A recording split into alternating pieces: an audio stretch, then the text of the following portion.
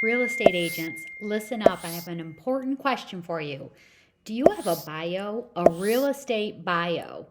And if you have one, how old is it? Does it need to be updated?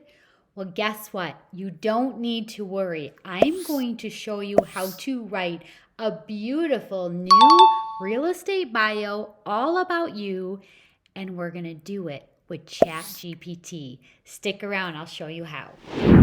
Hey guys, it's Rebecca Yusan with My Real Estate Agent Lifestyle, eXp Realty, and Think Future Real Estate.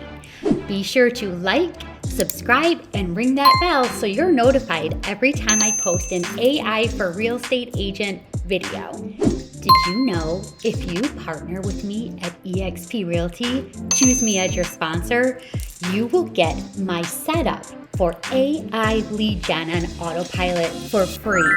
In fact, you'll get all of my AI coaching absolutely free. Every Wednesday, I'm going to be teaching simple AI that anybody can use. Do any of you have a real estate bio? I have terrible from 15 years ago, always the same. Okay, so maybe it's time to do a little updating. Agree. Yes, I'm I'm in the surprised. same. Yeah, a lot of real estate agents don't even have one because they just don't even know where to start. And I get it. We're not always writers. We sell homes, we sell the dream. We don't always write. So I'm going to show you how to use your ChatGPT to write a compelling, dynamic biography about yourself. And this is so easy. Don't complicate it. If this is your first class, I'm showing people how to train your ChatGPT to understand you, your business, your goals, and your ideal client. And once your ChatGPT understands that, you can create unlimited content to do your social media marketing, your email marketing, any kind of marketing you want to do.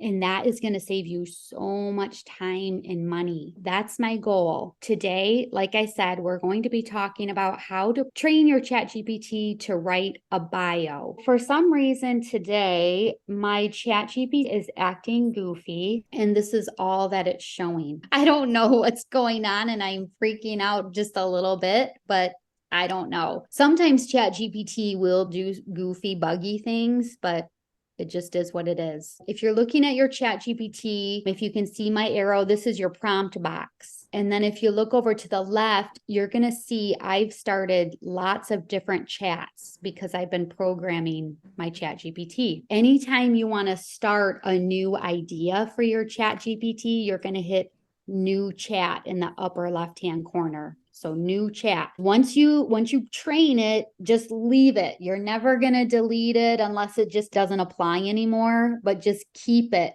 because you're going to use it for years to come once it's trained. All right. So today I have two different prompts that you could use to write your bio, and you can decide which one speaks to you the best. The first prompt that I actually really liked was this. So the prompt is, I am a licensed real estate agent. I am a licensed mortgage broker, whatever you are.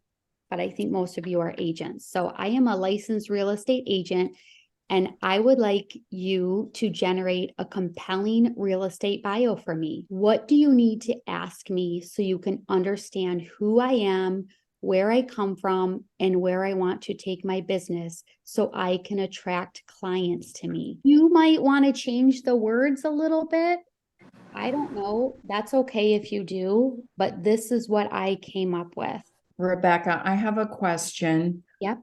This is like the perfect thing as we have new agents that come on and join the team. We always have them write their bio, and then we have to kind of rewrite them and go through them and all that. And this would just be awesome. So I can't really do my ChatGPT right now because it's being goofy, but all I would do is take that prompt and copy and paste it right into the prompt box and hit enter. And it really is thinking right now, but you just can't see it because there's something happening. But when I did this yesterday, it gave me like 20 different questions that it wanted to know about me and my business. And all I had to do was answer the questions. Now, this one, it will take a little bit. Like the questions it asked me, it was going to take me to sit and really think for a minute, but that's okay. Because then I don't have to generate the ideas. I just have to say, this is who I am. And for some of you, that's easier to talk about yourself then. So Can I that's say something about that? Because I experienced that yesterday using it with the like getting it to know me and it asking all the questions. Remember I Yep. texted you? Yep. So when I was going to answer initially, I like put question number 1 and I put the answer, and then it came up a whole bunch of different questions. So when you're answering all of them, I do suggest that you put them in all in one paragraph, like answer number, because it'll go to a million different other questions. Yep, that's really good advice. So yes, so if that makes sense, so it'll number the questions. So when you're responding with the answers, just hit, 1, answer it, 2, answer it, all in the same prompt. Don't keep hitting enter because it'll create a big, huge, crazy. So when you do this, get in a quiet spot, you guys. We are always so distracted, and you really want to be thinking from your in this, because that's going to communicate to the world who you really are. So get in a quiet place where you can have at least an hour to answer the questions really well. Here's another one you can use if you like. The first one was good if you don't even know where to start. If you know yourself really well and you like talking about yourself, the second prompt might be really good for you. So the second one says, I am going to tell you about me so you can use this information in the future. Simply remember this information and you will use it at a future time. Then you'll say, I am a licensed real estate agent and I would like you to write a real estate bio for me based on the information I have given you. Make the bio sound trustworthy and compelling. Or like, what's your personality? So I really like trust is a big thing for me, and I want to sound so amazing, but you might want to sound super professional. Or if you're doing luxury, you might want your description to sound luxurious. Or if you do first-time home buyers, I don't know what would appeal to a first-time home buyer, like motherly or fatherly, educational. So you can tell it what kind of a style you want it to sound like, which is cool. So you'll put this big prompt in and hit enter, and it'll say, okay, what do you want to tell me? And then just start typing. I graduated from FAU. I started in retail. I've sold cars. Last year I did 10 million in sales. I have 2 children. Oh my gosh. I am licensed in 10 states. I don't know, whatever it is about you that you want the world to know or that you think is important for ChatGPT to know about you, just start writing. And ChatGPT doesn't care if isn't really concerned about punctuation. Just type, I am a teacher and a writer and I make flower arrangements. You can just keep doing and it doesn't have to be perfect. So that's it. So actually for this second one, first you'll do this first sentence, I'm going to tell you about me. You'll put that in as the prompt and hit enter, and then it'll acknowledge, okay, I'm waiting. Then for the second prompt, you'll type in the second sentence and then just start typing away. Just don't hit enter. Just be careful not to hit enter until you're completely done. And this one, just depending on how good you are at talking about yourself, that's how you'll choose which one you want to use. Pretty easy, right?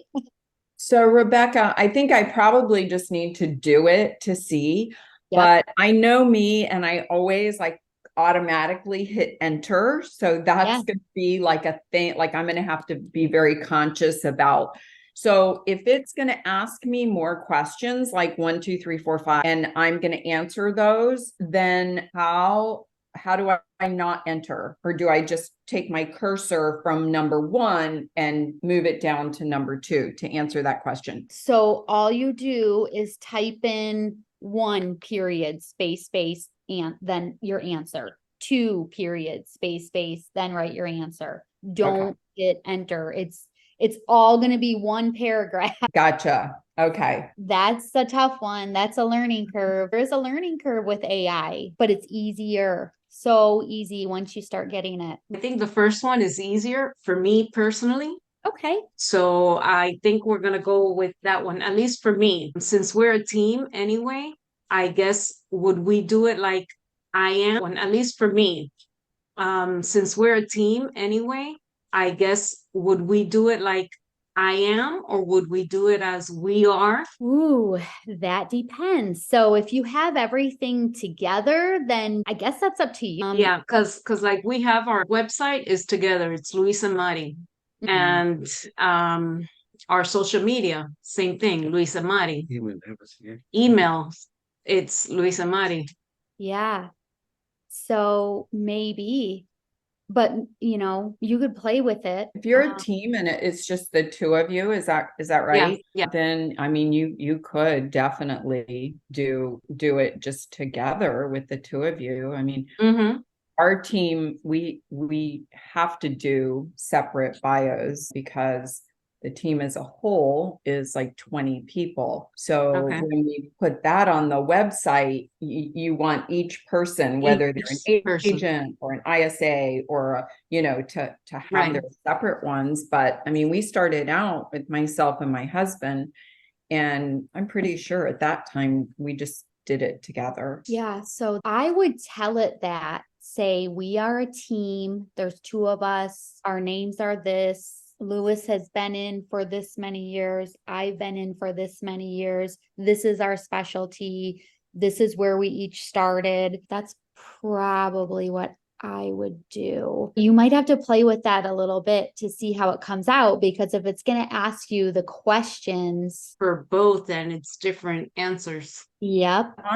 On the number of years, I just tell you what we always did, because then our son joined us and he was like a few years later. And it seems beneficial for a team is just to say collectively, we have been in real estate for 10 years, or 10 years worth of experience, or you know what I'm saying? Because one, that sounds better, right? But if he's been in 3 and you've been in 5, then you have 8 years experience. Another thing to keep in mind too, you can say 8 years of experience, but be careful, because if you're putting it on a website, that means you have to update it every year. So you could just say it started in 2001, whether you were together or not, this is when it started, because that's make it easy. Or you could say over 10 What if they say like over a decade? That kind of keeps it broad.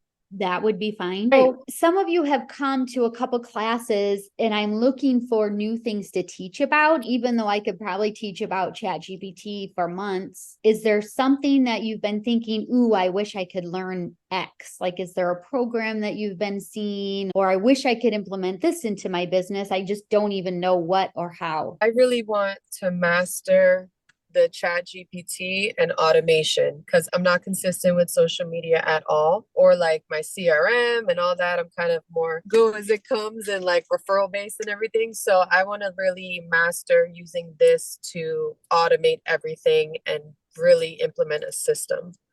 Okay. Yeah. So we're going to touch on that. So starting in September, I am going to do a 30-day class, and Natasha's going to be in that class. And we are going to do that. I don't know if 30 days is going to be enough time, but it'll give us a good base of where to start. Every 30 days, I'm going to do a new class. I may have room for one more person for this first class that's going to start September 5th. And then I'll start letting you guys know when the next class will be. It's called AI Lead Gen on Autopilot. And that autopilot is huge, because that's where you start duplicating yourself and you're not working so much, or you might work more, but you're going to be more efficient. That is key. If there's any other questions, let me know. I'm going to be creating some communities for people like us that want to learn and know that we need to learn, but just don't even know where to start. So be on the lookout for that as well.